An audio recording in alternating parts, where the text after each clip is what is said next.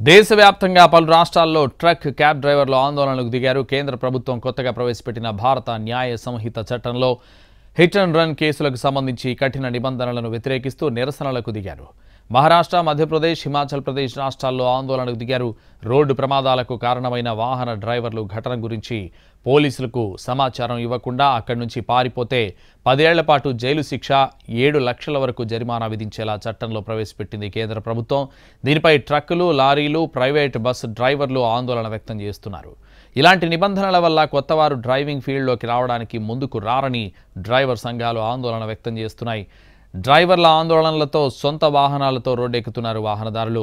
దీంతో పెట్రోల్ బంక్ల వద్ద భారీగా క్యూ కనిపిస్తోంది. ఎక్కడికక్కడ ట్రాఫిక్ నిలిచిపోయిన పరిస్థితులు కనిపిస్తున్నాయి.